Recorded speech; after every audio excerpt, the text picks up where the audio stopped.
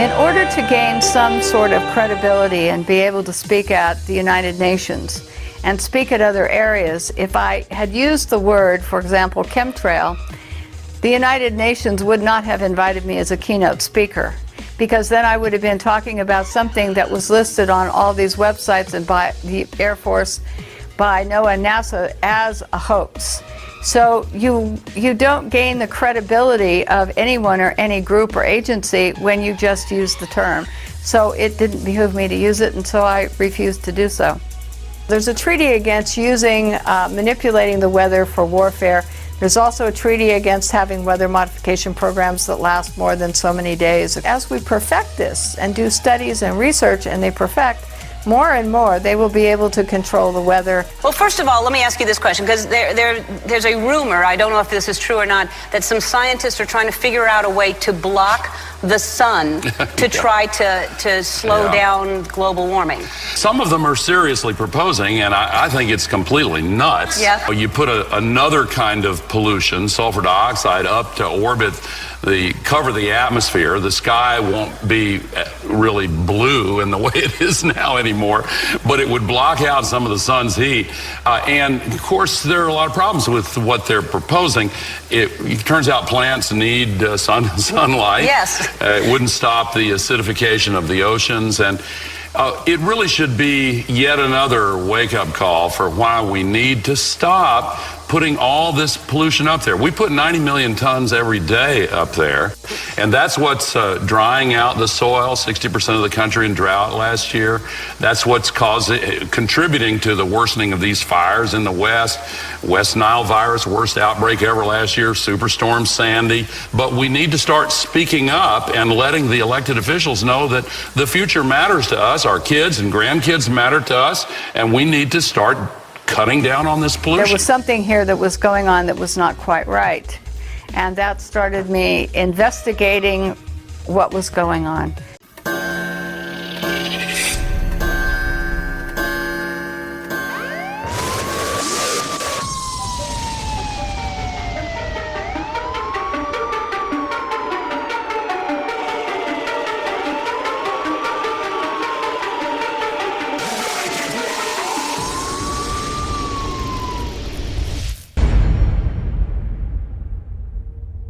I stand before you not as an expert, but as a concerned citizen, one of the 400,000 people who marched in the streets of New York on Sunday, and the billions of others around the world who want to solve our climate crisis. As an actor, I pretend for a living. I play fictitious characters, often solving fictitious problems. I believe that mankind has looked at climate change in that same way, as if it were a fiction. As if pretending that climate change wasn't real would somehow make it go away. But I think we all know better than that now. Every week we're seeing new and undeniable climate events, evidence that accelerated climate change is here right now. Droughts are intensifying, our oceans are acidifying, with methane plumes rising up from the ocean floor. We are seeing extreme weather events and the West Antarctic and Greenland ice sheets melting at unprecedented rates, decades ahead of scientific projections. None of this is rhetoric, and none of it is hysteria. It is fact. The scientific community knows it, industry knows it, governments know it, even the United States military knows it. The chief of the U.S. Navy's Pacific Command, Admiral Samuel Locklear, recently said that climate change is our single greatest security threat. My friends, this body, perhaps more than any other gathering in human history, now faces this difficult but achievable task. You can make history, or you will be vilified by it. To be clear, this is not about just telling people to change their light bulbs or to buy a hybrid car. This disaster has grown beyond the choices that individuals make. This is now about our industries and our governments around the world taking decisive, large-scale action. But now it is your turn. The time to answer humankind's greatest challenge is now. We beg of you to face it with courage and honesty. Thank you. My name is Rosalind Peterson, and I was born and raised in Mendocino County in California. I was on a working farm in Mendocino County and grew up on a working farm. So I have a background in agriculture. I could drive a cat tractor. I could do the irrigation systems. I decided to take environmental studies and planning course at Sonoma State University, where I got my degrees. After some training, I became an agriculture crop loss adjuster, which meant that if there were any crops that failed in California for any reason, crop loss adjusters were sent by the state of California to go investigate where these crop losses were and why there were crop losses throughout the state. So I was traveling about 50,000 miles a year in this process from county to county, assessing what kind of crops, what kind of damage they had, and looking into the reasons for the failure itself and how much value the crop was that was lost at that particular time. And then if there was a crop loss that was legitimate, then ranchers or farmers could be paid crop insurance for the loss of their crops. In '98, I began to notice just a little bit of tree decline on the property here. I began to notice that some trees didn't look as healthy, and I started to worry about that just in the background as something that was nagging, because I was concerned about losing the beautiful trees we have around here. Then in early 2000, I began to notice that I would see jets, and they would leave these little tiny trails, and then the sky would white out after that. And I was always irritated because our skies used to be so crystal clear and blue and gorgeous, and all of a sudden you would see these jets, and I kind of thought of them almost as joyriding, and when they were, or skywriting, and when they did this, then the sky would haze over. And so I found myself, when I was teaching tennis and being outdoors all the time, or traveling for work, that I was irritated a little bit about the idea that the skies were hazed over a lot. So that was the first inkling. And then in 2002, I was working for the Mendocino County Probation Department. I was on a lunch break, and a friend of mine stopped me and dragged me into his office and said, "What do you know about this?" And I said, "Nothing." And so he said, "Well," he said, "look," he said, "I want you to know that something strange is happening here, and I'm really concerned about it. My brother, who's in the military, is concerned about this and has called me a couple of times to say he was concerned that there was something here that was going on that was not quite right." He couldn't go any further, but he did take me outside that lunch hour and say, "Today is a really bad day." And that's when he really brought my attention to watching the jets, and how the jets would leave a small trail and then it would expand into these huge plumes. And at that particular juncture of time, that day, I was in and bought a pair of binoculars after work and a camera, and I started taking pictures and watching what was going on. And that day I had never seen so many jets flying in so many directions, leaving so many huge plumes that turned into the, small trails that turned into these huge plumes in my life. And I knew that something was wrong. And that started me investigating what was going on. In the beginning, when I first began to see, notice the jets, I would see one, and then I would see some white haze. But I never did take notice of, really any notice other than some irritation when we hazed out. However, I can say that when I saw this particular day and I began to pay attention, I could hardly drive straight, and I had to pull over all the time just to be able to look at these jets and say, look, this is not normal. I think that there were a lot of jets flying that day because there were many going in the same direction, leaving parallel lines. And in subsequent days, I would see many jets flying where the lines were parallel, and there would be 5 or 6 or 7 or 8 all leaving trails at one time. And I thought that that was really peculiar, that there would be so many. Later, I think that there were fewer jets, but that they would circle the county. And they go up one side of the county on the east side, and they go down the west side, and then they go up the east side. And so they would move around the county in kind of a clock-like, moving around a clock. Later, we discovered from talking to people in different counties that they were looping out over the Pacific Ocean and then coming back in, and they were doing these huge loops. discovered that from the size of one plume and watching one plume expand, that they could cover our skies in solid cloud cover in about 3 hours here in Mendocino County.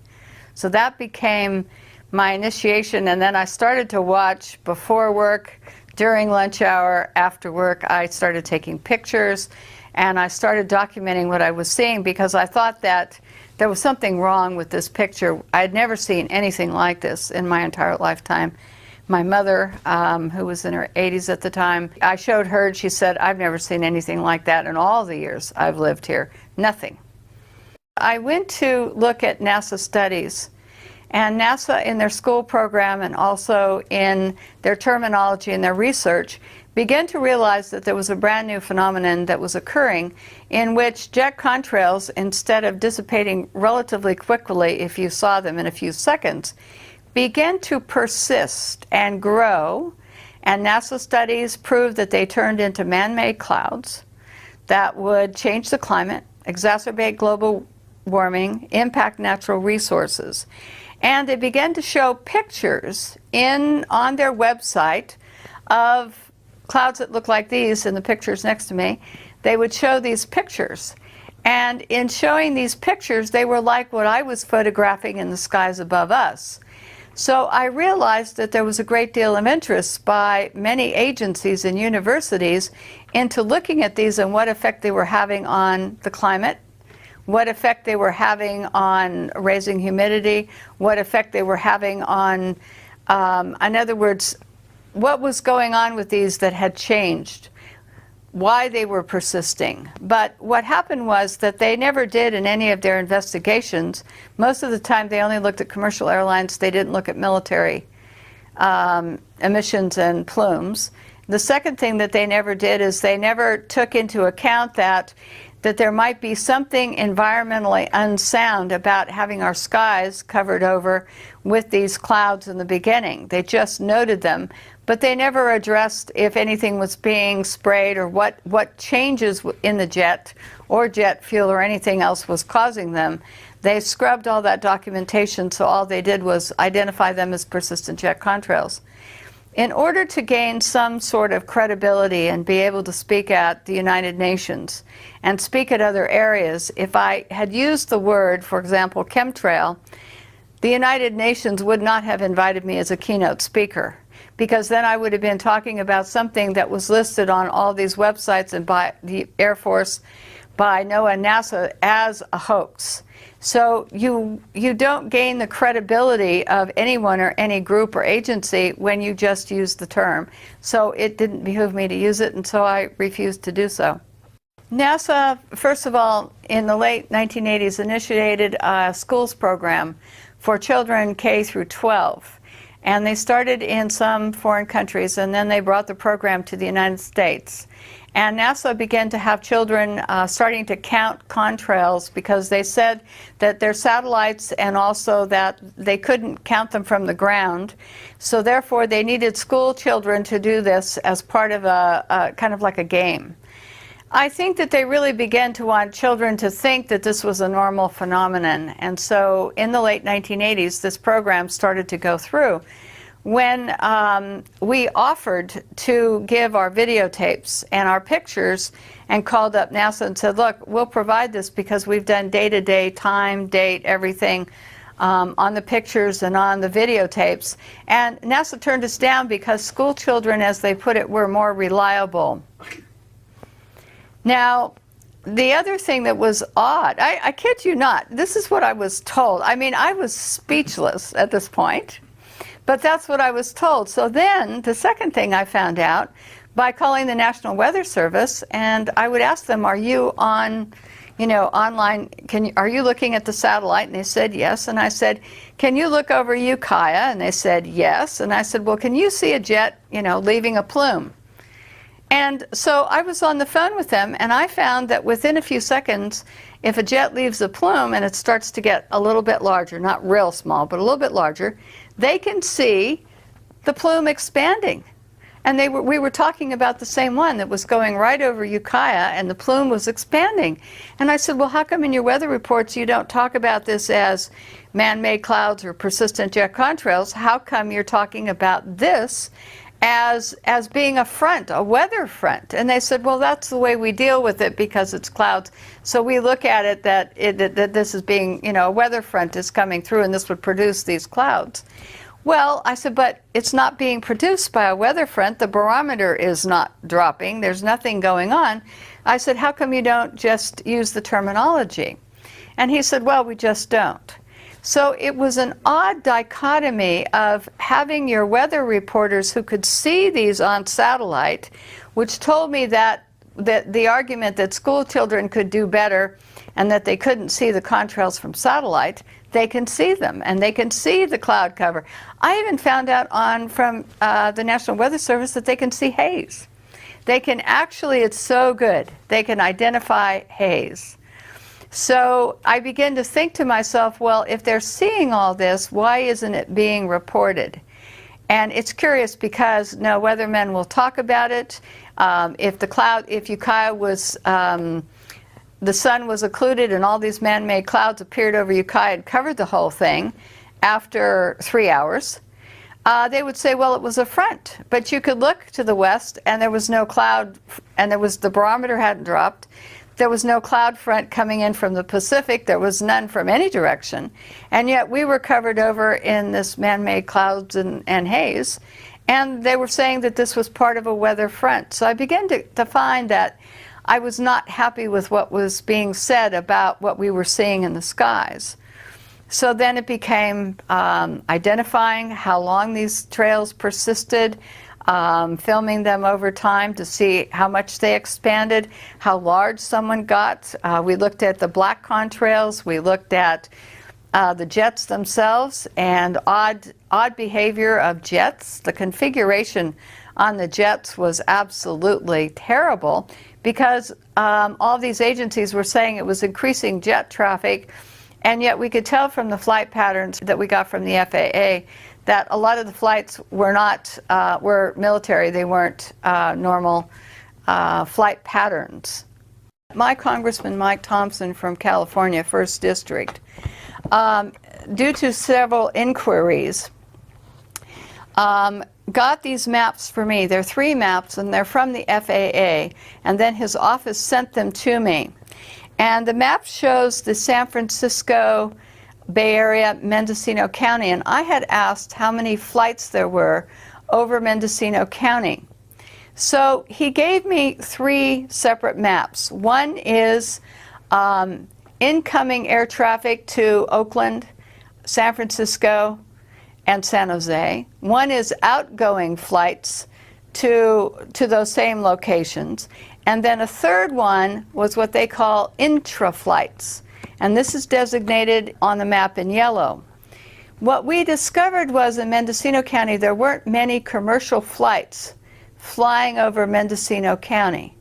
So in not having many commercial flights flying over Mendocino County, we discovered that it was the intra-flights that we were seeing looping the loop around the county and making the X's in the cross hatchings. And from these maps, I first learned about intra-flights, and I also figured out that commercial airlines were in trouble. So when you have commercial airlines, if you'll note in the green and the red and the blue areas, all of these flights leave the airport, they take a trajectory and they fly in a straight line to wherever their destination is. They don't have extra fuel to loop.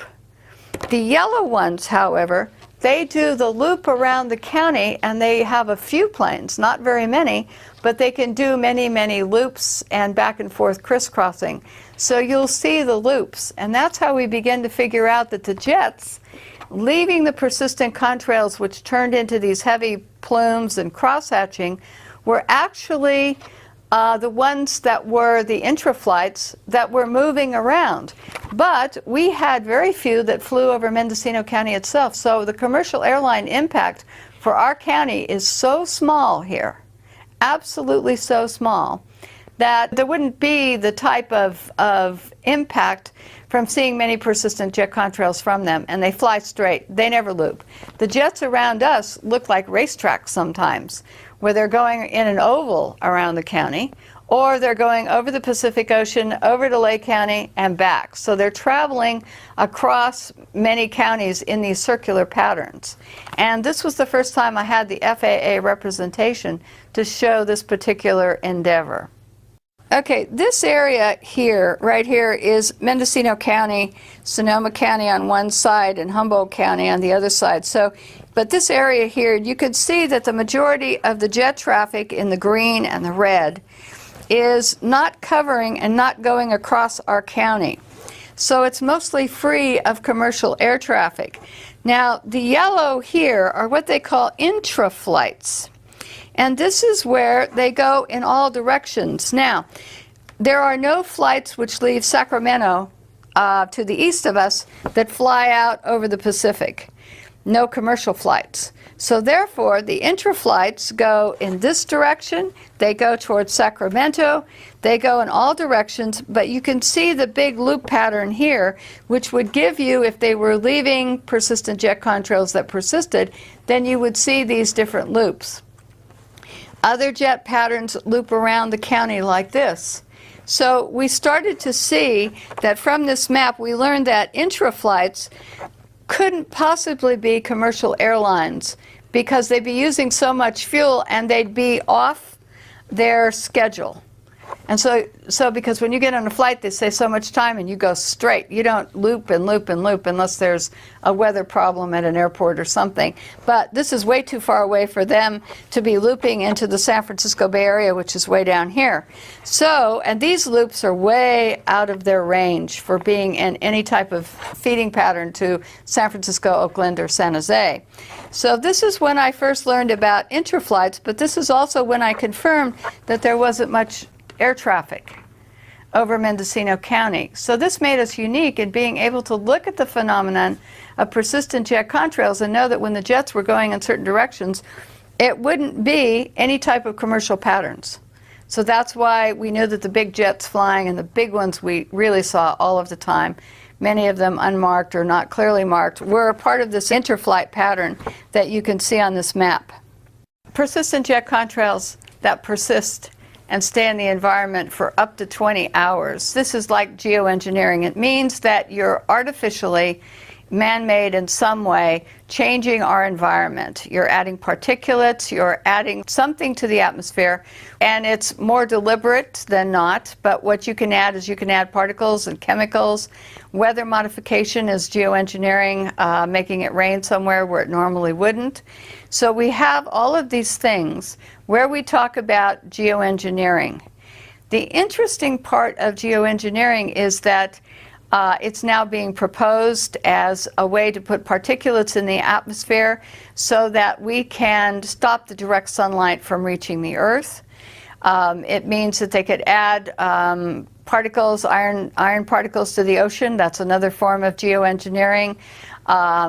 In other words, when you have jets that change the climate, that's another form of man-made geoengineering. So geoengineering means something that you're going to do in the atmosphere that would not normally be happening on any normal type of basis. In other words, a volcano would be normal. The particulates coming up from a volcano, for example, would be a normal phenomenon, and then we would take whatever consequences comes from that. However, when you start taking and talking about, as Holdren is, he's Obama's science advisor, talking about taking care of global warming, in other words, by putting particles in the air, like sulfur or some other particles, then that means that we're going to take some action where we're going to try to interfere with some normal processes that are going on. And the problem with this, for example, with sulfur, is that sulfur, in the sense of it, we took it out of diesel fuel in California in 2006. And we said we have to clean it up because kids get asthma from sulfur, lots of health problems associated with too much sulfur in diesel fuel. We take it out of diesel fuel, and then someone comes along, like Paul Crutzen, and he says, we're going to put it up in the atmosphere to obscure the sunlight, so less sunlight reaches the Earth, and therefore that will cool us down. But what about the health effects? If you have to take it out of diesel fuel, then my question is, why are you going to put up something that's not helpful into the atmosphere and try to change the process that we live under? And that's what geoengineering is. It's taking something and you're going to artificially induce something into our environment that's going to change for some reason. For example, stopping global warming or slowing it down. Let me go back to 2006 in November. NASA Ames in California had a meeting of geoengineers from all over the world. It was a big meeting. It went on for a week and it was not open to the public. During the course of this meeting, they were talking about these different geoengineering projects that they were studying. These were university professors, different people, and there was many proposals that were put forward at this meeting. I was lucky enough to be present at the one-day public event that they had on this meeting, where several of the scientists and college professors spoke at this meeting with regard to geoengineering.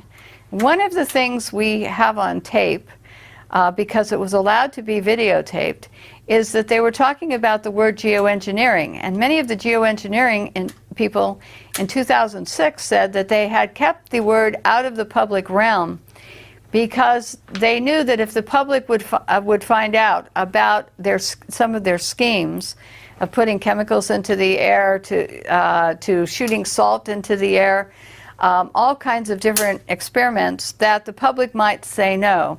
So they actually admitted that they kept the word geoengineering out of texts and out of, you can't find it in a lot of college textbooks at any lower level in high school, or you can't find it in undergraduate classes a lot of times in colleges. I found that to be true because I went back and looked. So what happened was the phrase was taken out, but a lot of scientists were getting money to study how they could interfere with the normal atmospheric conditions. So there was weather modification, there was planning to put chemicals or particles in the air. And so these schemes had been around for a long time, but they weren't really discussed in any public forum. They were discussed within their own cliquey group, essentially. I think that they're trying to begin to put it out to the public because they've been experimenting on it for a long time and they want to do more experiments and they need the funding.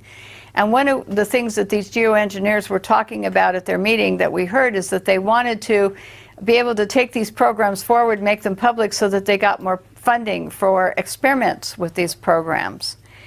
This is the curiosity, though, is that they were talking about shooting up ocean water into the atmosphere, in other words, in salt particulates.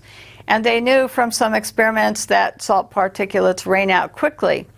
Well, if you shoot salt particulates into clouds as a particulate to make it rain, when that cloud rains out over land, you're going to salt up your soils and make it unproductive for agriculture. You're going to salt up your drinking water sources. What they wanted to do was add other programs that they wanted to experiment on into the atmosphere to test their different hypotheses about their studies. And in this way, they would gain more university funding through the U.S. government, the Pentagon, whoever wanted to know, in other words, sponsor these studies. Private individuals could also contribute as well. So a whole culture had built up about how we can put things into the atmosphere to cool us down, and this is one of them.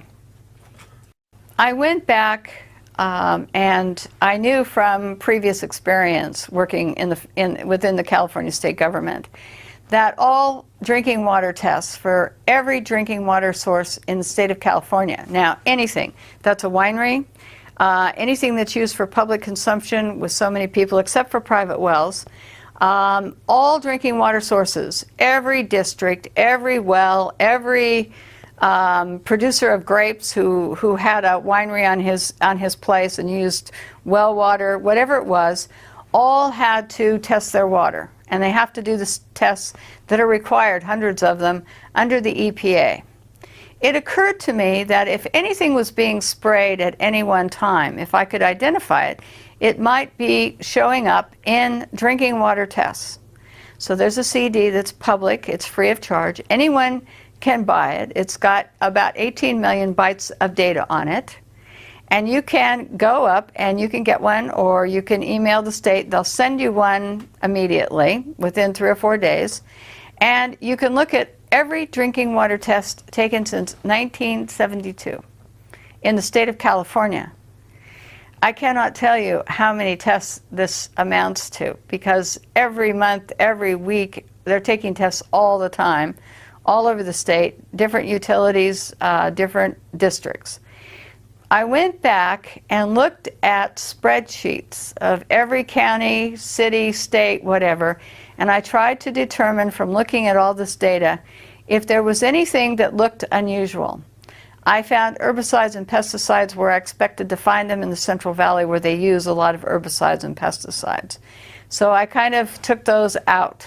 I looked at everything that I thought you would normally find downwind of a factory. After I got rid of all of those, I began to look at, was there anything showing up in all the drinking water spikes across California on a pretty consistent level? Initially, I looked for things like barium, aluminum, manganese, magnesium, calcium. I looked at what the pH of the water was to see if I could find any blips in pH. But what I discovered was that during the course of the year, starting in 1990, no less, that the water sources were all registering unusual spikes. Now, they weren't spiking just alone. Almost every water test in the state of California was showing spikes in a certain year and a certain month for certain of these chemicals. And I have a list of them, and I will be able to give them to you, but I was absolutely amazed and surprised about these spikes, and I said, what's going on? Why are these spikes occurring in almost all the drinking water sources all at the same time across the state of California? Now, sometimes wells would spike in a time distance if they had any type of, the water that would come down in rainfall or flooding would get into the well systems. Then you would show spikes later and not as high because of percolation problems. But we began to find these spikes.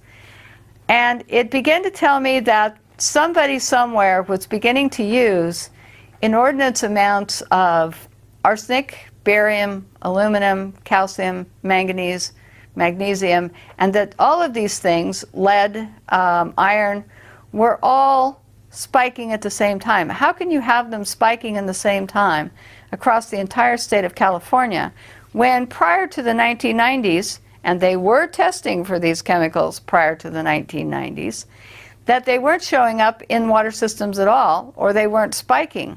And all of a sudden, way over state and federal standards, we found this data. A friend of mine took and graphed every single water district, every single piece of data, and we now have a graphing program so we can look at any water system in California, and we can determine if they were spiking in unison with any other water system across the state of California. It took 300 hours to write a program to do this. Monumental chore to do, but we now have it, and we can show you the graphs. We can show you the actual water data from the state and show that these are unusual spikes.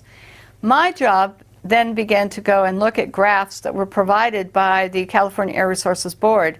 And what we discovered is that the spiking from the California Air Resources Board air tests were also spiking in the same years and at the same time, and coordinated with the spikings in the water supply, which led us to believe that this was something that was airborne and had to be hitting us from the air. Now, the California Air Resources Board did do a number of tests to see if any of these chemicals over time, and they weren't doing it because of us, they were doing it out of curiosity, but they did run some tests to see if any of these chemicals were coming over from China. And what they found is, if it wasn't in any great quantity, and for the most part here in Mendocino County, where they had one test site, there wasn't anything coming over. So that led me to believe that it had to be over us. Something had to be happening that was happening here versus maybe somewhere else coming in from the Pacific.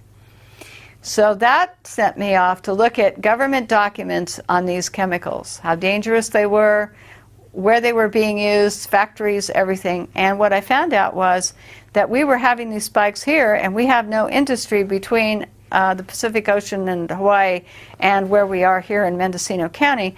There wasn't any industry, and the few industries that were small and weren't consequential because they didn't release anything that would look like the massive amounts of lead and iron and barium would not be coming from those particular plants. Professor Gregory Benford in 2006 was on KNBC and interviewed on television in Burbank, California. And what happened is he said that you can mix aluminum and barium and you can make clouds, and that he saw it coming that they would be able to put these clouds where they wanted them to do what they wanted to with them. And he's part of the geoengineering group that I was present at when they had that meeting at NASA Ames. The second thing is that I started to look at other programs that the government was doing, atmospheric testing programs, other things, not related to the jets.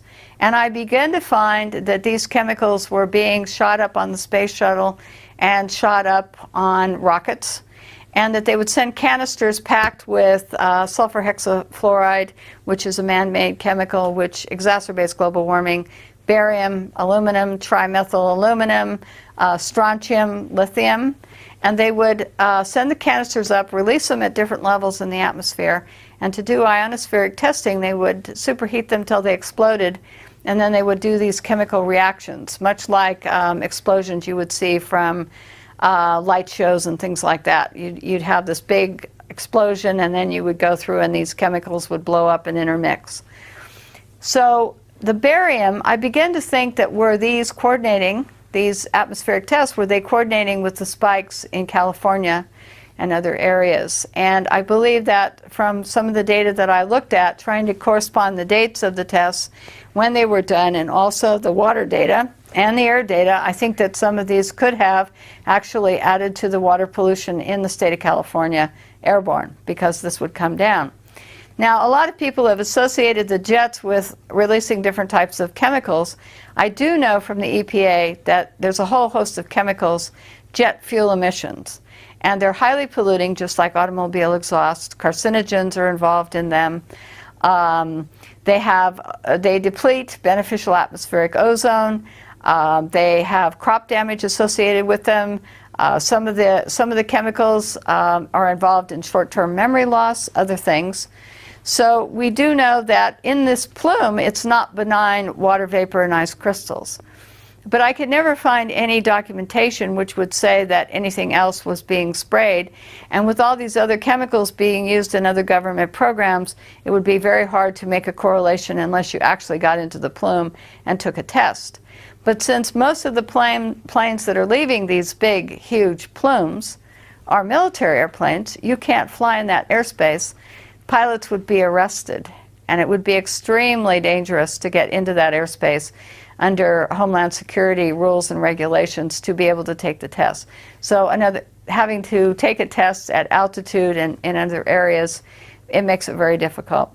The government has not expressed any interest, nor have elected officials, in actually putting the subject to rest by testing these plumes either.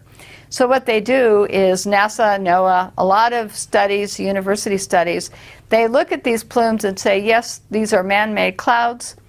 They don't say how they turn into man-made clouds, if it's chemical or whatever. And then they discuss the fact that in these clouds, that it's causing certain types of problems, covering us in cloud cover, dimming the sun, and then it's changing our climate and negatively impacting natural resources. The spiking in these chemicals, the state of California and all water districts across the United States and the EPA all require water testing, and they test for chemicals in the water that are hazardous to human health in some way. If they figure that a chemical is not hazardous to human health or animals, etc., they normally don't test for it. But the minute that they think that it's going to get up above a certain level that it would be injurious, they test for it to make sure that they try to keep it below that standard or to keep it out of our drinking water supplies altogether. So the concern is that when we're seeing these spikes over stated health, when they go up above any acceptable level that the EPA has put in place for these chemicals, we know they're dangerous, they're going to have a human health impact. And they're going to have a human health impact on animals, humans, anybody that is coming in contact with these chemicals. So this is what we know, is that the EPA and all these government agencies wouldn't be testing unless there was a problem. What impact they're going to have is each chemical has a different property to it, and they have synergistic effects.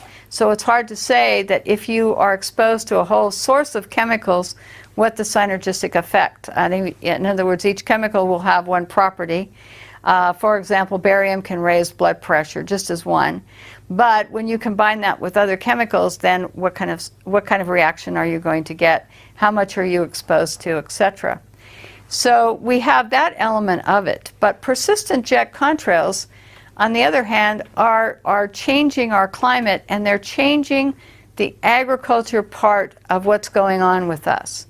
When you change the climate and you change the microclimates and you put in more cloud cover, you're going to lower crop production. And they know this from University of Illinois corn crop studies, that if you have normal rainfall but you have more cloud cover, crop production drops. In areas where you had direct sunlight mixed with normal weather, then you would have increased crop production. So just putting and saying that these are ice crystals and water vapor, it's benign in the environment, not true, because it can heat us up. It can change the amount of sunlight reaching the earth, so it can affect the health of crops, health of your trees, because without photosynthesis, trees and plants can't grow strong enough to produce. And you need all of this. So to say that we're going to cut off the sunlight by either geoengineering or through allowing these persistent jet contrails to keep persisting, what we're saying is we're changing our climate, we're doing a geoengineering project, and it's going to have consequences on our food supply. Any chemicals added would have consequences on our water supply. So there's a broad impact here. So whether I know what if jets are spraying anything in particular, what I do know is that they're already harming the environment, and that there's a lot of studies that talk about the impact in coming years will be tremendous. In some cases, they don't know what the effects are. They want to experiment, and they readily admitted that. That was one. Two, they want to be able to continue with their work, because that's job security for a lot of university professors. Three, several of them have stated, well, the public, we're going to be who the world turns to when global warming becomes this big problem. They're going to ask us to save the world. We're going to be the new stewards of the environment, and our programs are going to be the ones that will be initiated to save the world from global warming or whatever catastrophe. So therefore, we have to experiment now, get the funding and experiment now, or continue our experiments so that we are ready to be the new stewards of the environment. But the problem is, when you start putting up chemicals and you start doing atmospheric experiments, you start to impact agriculture, food supplies, watersheds. You start to impact everything that we depend upon for life on Earth. And what happens if their programs go awry? And when they were asked this, they said, well, then, it's just an experimental program. Well, if someone gets hurt or harmed, well, so what? Their attitude was very cavalier about this. And Professor Benford actually wrote a program about the Arctic, and they said in his article, he even said, well, if something goes wrong, why, it will wash out eventually in the long term. And if you have to sacrifice a few people or an area like the Arctic, then that's okay, because it's all in the realm of scientific study. So it's a fascinating article to read. I think it's actually the underlying cause of all of this, and some of the funding is military funding, because the military wants to be able to control the weather. The military has got an agenda that if they control the weather, they can control any country to make it do whatever they want. And many documents, Owning the Weather 2025, There's several documents in which they talk about how rather than having some weapons of mass destruction, in other words, bombs or something, if they could control the weather in a country, they could actually force them and say, look, we will put you in drought, we will put you in floods. So some of the experiments with the weather modification and other things that the geoengineers are doing would mean that they would have, it would be a military application, and a lot of money comes from the military sector for this. I've looked at some of the universities and I looked at the funding chain, in other words, who's funding these, because it has to be public, and we know that the military is also initiating programs and paying for funding. So when you look at the funding stream, you can see that it's private corporations, you can see that it's the military. So there's a lot of funding in there that's not coming from you and I because we couldn't afford it. And the big military budget is where there's a lot of extra money for experimentation. So that's where a lot of the funding, and then it's private corporations who will make money from these experiments going in and will produce whatever's needed to do these experiments. So that funding is coming in. It's like the CRES program, the CRRES, when they were sending up these canisters in loaded with chemicals to superheat. Well, that was a NASA budget, that's the US Air Force budget, and then they do ionospheric testing. Well, how do we know what impact that had on the environment that protects us around the Earth? We don't really know. We just don't really know. The first thing that we started to notice about jets and these engines is they would leave a small contrail, very small. You would see it behind the plane, it would disappear within seconds and be gone. All of a sudden, this new phenomenon began to appear somewhere in the late 1980s, as far as I can document from Mendocino County, looking at pictures and weather documents and cloud pictures, old cloud pictures. All of a sudden, there seemed to be a time when NASA and other agencies began to realize that contrails were beginning to persist. So NASA started studying jet contrails, and they started to see that they were persisting for up to 20 hours. They could cover 4,000 square kilometers. So they could cover huge areas, one contrail this is. So NASA studies began to show that they were exacerbating warming starting in the around 1975. They began to show that there was a new phenomenon which they didn't have before, had not seen before, where these contrails persisting rather than dissipating very quickly began to be something that they talked about, studied, etc. We don't know, in other words, why they began to persist. This is one of the curiosities here. And we just know that the studies, that they were studying them, but they didn't study what they were composed of, why they would be forming, and in other words, expanding to such huge sizes. But my curiosity with NASA became that when they were talking about persistent jet contrails, they didn't talk about the fact that there were all these different varieties. In other words, one side of the jet having one type of contrail, the other jet engine on the other side leaving a different type of contrail. One would dissipate quickly, the other could leave a large plume. We had black contrails that we were seeing here. We had contrails that would turn into, it looked like toothpaste on a tube. And when you saw these, I call them toothpaste trails. When we saw them, what we noticed is that they would dissipate relatively quickly. They'd break up into unusual configurations. So what I did is, in order to have people understand that what they were looking at were different types of trails that had different dissipation rates or would turn into haze, and also that these contrails that we were seeing would turn into different types of man-made clouds. NASA just talks about jet contrails turning into man-made clouds in their studies, but they don't tell you about the brown clouds, they don't tell you about the different cloud configurations that these contrails turn into. So one of the things I did from my pictures and from videotape and looking at different times is I compiled this index in 2006 of some of the different types of contrails that we were seeing, and I named them. The reason I named them is people were telling me what they were seeing, but they had no vocabulary. So in naming them, People would tell me that they would see toothpaste trails, or they would see knots on a rope where you'd have a straight line with little bulges in it that looked like someone had tied knots on a rope. You would have black contrails. So this particular document, poster I created to put on the internet and to give to people so that they could see that this was different than anything that they had seen before. So when I started to document this, I took and I would find that there were things called bursts, where a jet would fly in leaving a contrail, and then all of a sudden you'd see this huge burst, no contrail leaving, but you would get this kind of configuration. And I go, well, what happened here? Why did this create a burst which then expands for miles and miles and miles over the sky above us? And why would this part of the trail turn into this type of configuration? So this was odd. So we had bursts.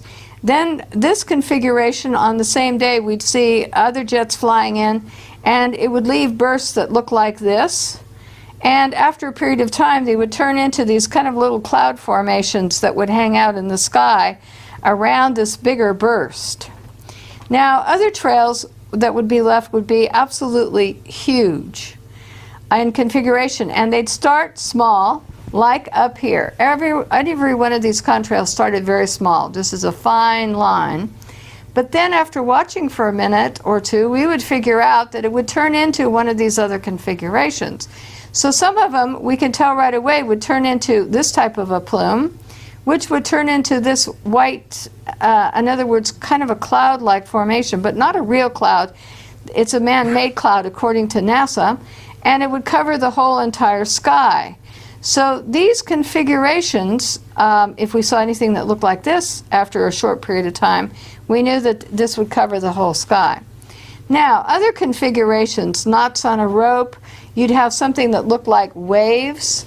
You would have what we call mushroom type of contrail, where part of the contrail turned into mushroom-like, it looked like mushrooms growing on one side of it, and the other side would not have that configuration. So the two sides of the jet engine would release a different type of plume, which would turn into, on either side of the jet, one plume could dissipate quickly, the other plume could turn into a different configuration. So we thought it odd. Then we'd have black contrails that would expand and expand like the white ones, but look like black. So we thought, well, what's being released that would turn black? So all of these contrails I put into this poster so that people could see the feathers and the different ones. And as this was on the internet, people began to say, we're seeing this type of plume today. We're seeing a twist, where it looked like there's a twist on one end and then this big plume would come up. So they could name the trails, how long they were seeing them. So when I talk to people from around the world and in the United States, we can discuss what type of trails that they're seeing, and then they tell me about more and send pictures of different ones. Now this one, this colorful one right here, almost looks like an aurora, and this type of contrail is usually laid out before we see this kind of configuration. Now without this, you can't see the color in the background unless you have the contrail here to show you what it looks like against the cloud. You can't watch the experiment or whatever's going on. We never saw anything like this when we were growing up.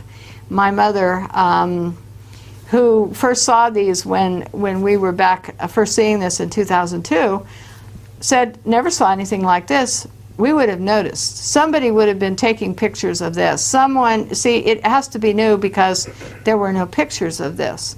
So this is why I invented this particular poster, just so that people could get an idea of the different types. Well, then what happens? Why would you get different types? And so the standard answer is, well, there's different atmospheric conditions. But then we found that one jet would lay a short contrail, another jet right behind it would be leaving one that turned into a huge plume, another one would leave white haze. So we're saying it can't be just atmospheric conditions, there has to be something else going on. Then we saw X's and stop and goes, where a jet like this would leave a plume and then all of a sudden it would stop. We saw spray apparatuses where there was a wingtip to wingtip spraying, so that you could see that there was spray coming off the entire length of the wing. Stop for a while, then start again, stop for a while, start again. So all of these things were going on, and we're saying this isn't just normal, something that we've seen since 1919, before we even had the equipment and no jet engines. So when NASA says they've seen contrails, for example, since 1919, not from jet engines because they weren't in existence. Many times in recent years, we have seen this configuration, this aurora type configuration here. However, when you go back into recorded history, people have been taking pictures for a long time. People have been addressing this issue for a long time. And there would have been pictures somewhere in the 60s and in the 50s.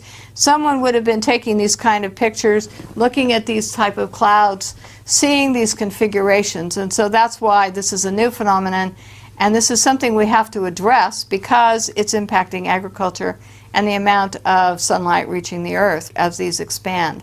So we know that they're having certain problems. So we have to get our elected officials to begin to address these issues of how they're impacting our environment, and are we going to allow this to continue? And that's another issue here to be dealt with somewhere down the road.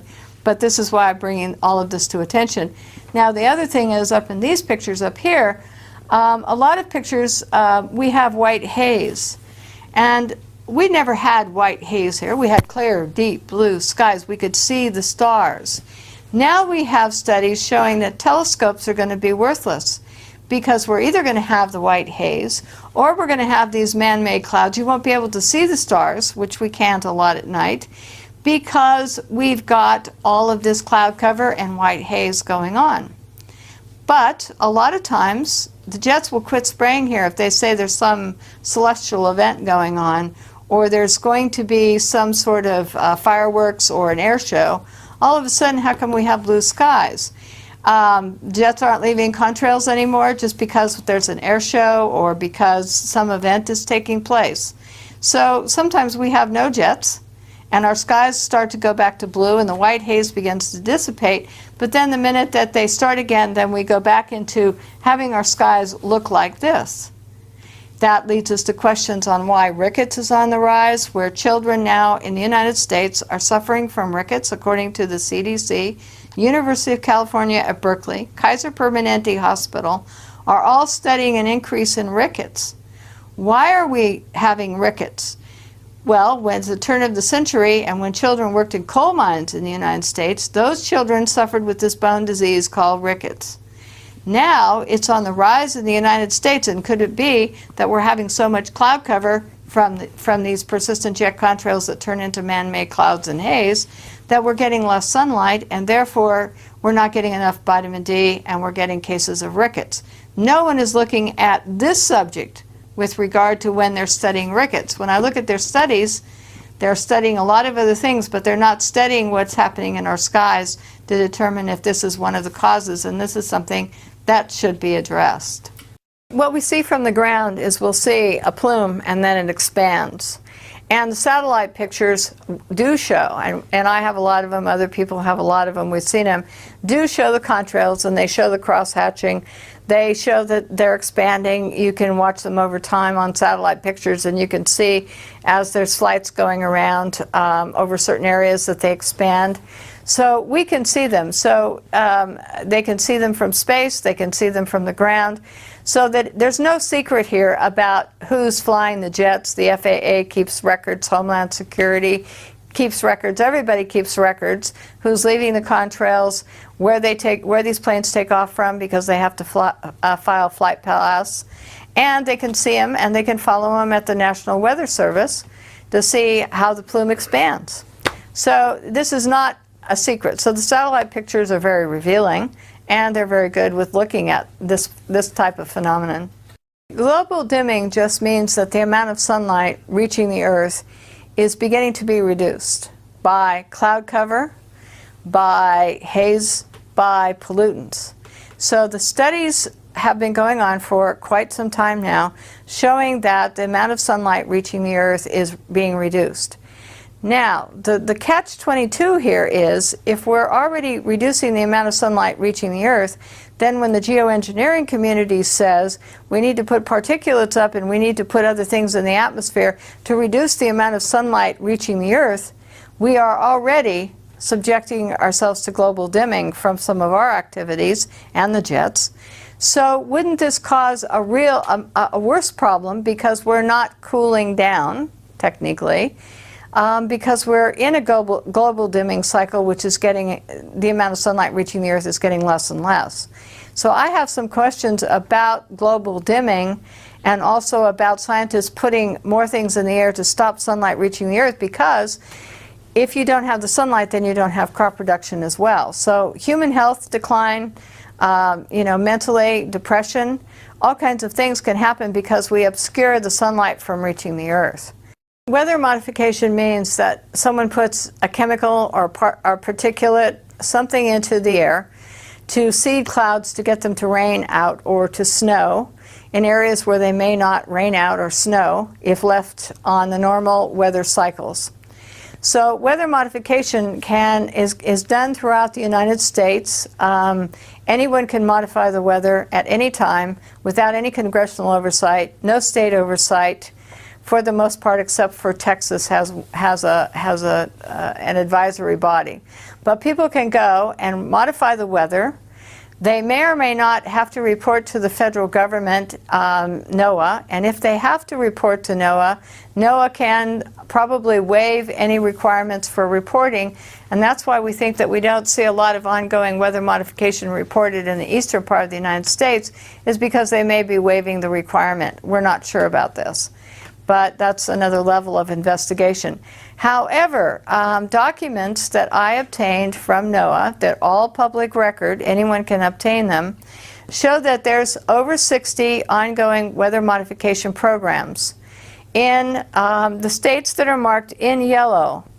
Now, I designed this because of NOAA documents, and documents from Canada and documents from weather modification companies who were openly talking about doing weather modifications in other countries.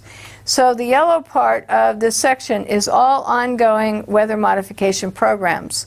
They can use rockets, small planes, large planes. They can use any method to ground-based applications, shooting things into the air. All these can be used in weather modification by companies or states or cities, private companies, private individuals. Anyone can modify your weather. Now, they don't need public consent, public permission. They can use any chemical that they choose, experimental or silver iodide, which has been around for a long time. And so all of these programs are ongoing. One weather modification can modify 184,000 square miles at one time, and that's bigger than the square miles of the state of California here. California is only 164,000 square miles, and yet one state is modifying 184,000 square miles. That's bigger than Idaho is modifying, only has 63,000 square miles, but they can modify 184,000 square miles. So the range that they're modifying is into other states over other areas. Now, you can have rain enhancement, snow enhancement, you can have hail suppression, they can dissipate fog, all kinds of programs are going on.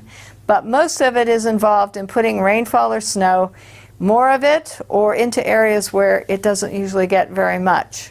So you can, the major impacts are agriculture, watersheds, tree areas that might be subjected to not getting as much rainfall, and once these programs are implemented, they can't control the end result. So you could get flooding, too much rain, not enough rain. Now, Wyoming, for example, here, decided in 2006 to put more snow into the Wyoming mountains than ever in recorded history.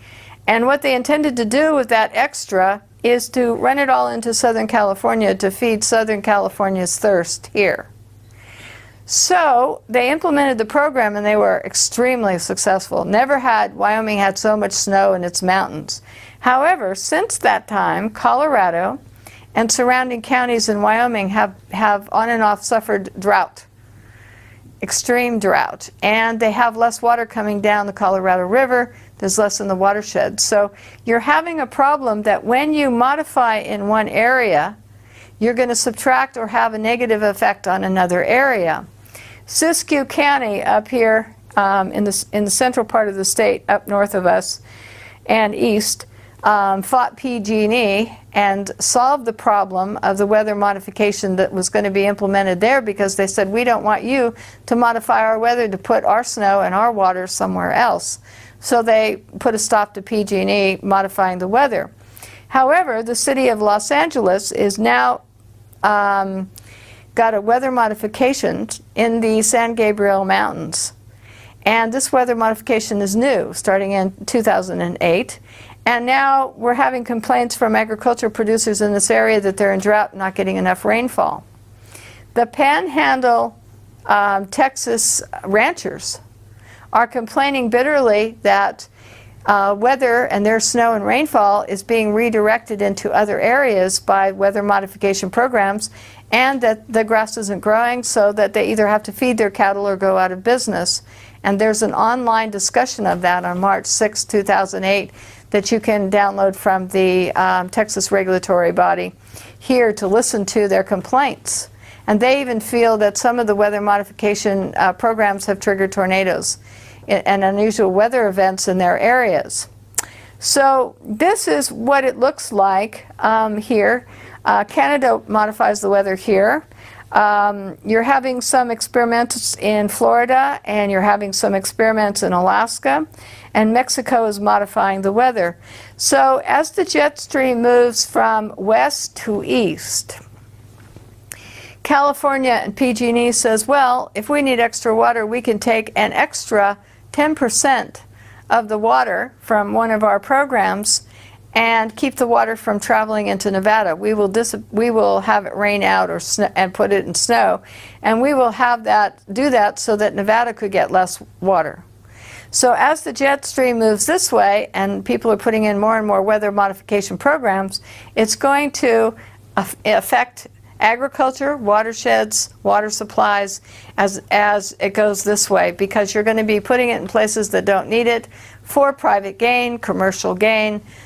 Ski resort could have a weather modification over their ski resort, which might take water from somewhere else or snow from some other location. So we need to get Senator Kay Bailey Hutchison's bill, number 601, defeated this year, because it allows anyone to mitigate or modify the weather with very little definition of mitigation in order to do what? So, but all these government agencies would be allowed without congressional oversight or public consent to modify the weather. So what happens to crop production? What happens to normal climates? We can disrupt the microclimates. And we add to this the jets and NASA studies and IPC studies, lots of things, university studies showing that the jets are changing the climate. So now we're modifying the weather and the jets are changing the climate. No wonder people here are having, all across the United States, are having weird weather events or lightning events, or because there's lots of experiments. We have lightning experiments as well going on. So there's lots of things going on which impact all of us, but it's our food supply and our water supply that is going to be impacted the most from all of this. I'm not sure to what extent, but we're becoming more and more sophisticated in being able to possibly manipulate the jet stream. We're being more sophisticated in what MIT Professor Emanuel said in a television program that I saw on the Discovery Channel that was talking about this issue. He was saying that what we can do is we can take carbon black, okay, and we can take jets and we can release carbon black on the West Coast, and as it heats up going across the United States, it creates these weather fronts that grow in intensity. And what it can do is these weather fronts grow in intensity so that when there's a hurricane coming in over here, the jet stream and these fronts are moving this way, and it would push the hurricanes off the coast. Now, he talked about a fleet of jet airplanes releasing carbon black that would create these disturbances or perturbances, as he calls them, or fronts. My question is, what happens to the weather as this carbon black, which is soot, which is a pollutant that we don't like in our cars and automobiles and jets, starts being released by a series of jets, and what happens to the weather? What happens to the air quality as this is happening? What happens to agriculture as you change the fronts and the weather that's going on across the United States just to redirect a hurricane off, in other words, from Florida or some area on the East Coast? So these are being proposed, these geoengineering projects are being proposed. We kind of feel that since we're seeing black contrails here every so often, that they may be starting to practice with this so that they could determine and see if this particular project would work. There's a treaty against manipulating the weather for warfare. There's also a treaty against having weather modification programs that last more than so many days, etc. But everyone is engaged here, as you can see from this map, in modifying the weather. There's something going on all over. The programs can last as long as they want. All this is going on, and as we perfect this and do studies and research and they perfect, more and more they will be able to control the weather, change what's happening, and when they do that, they disrupt your watershed, the water supplies to your watersheds, and they disrupt agriculture and the microclimates needed to produce crops. And so the detrimental effect is on all of us. And I think that they're, at some point with these weather modification programs, experimenting on us. In other words, we're the guinea pigs to see that if we do this, then we may have this effect. And we could be used to perfect it. And since there's no oversight, no rules, any chemicals can be used, any experiment with regard to the atmosphere, and that the public has no say, then this is a dangerous thing that we're experimenting with, because we could be destroying our own food supplies.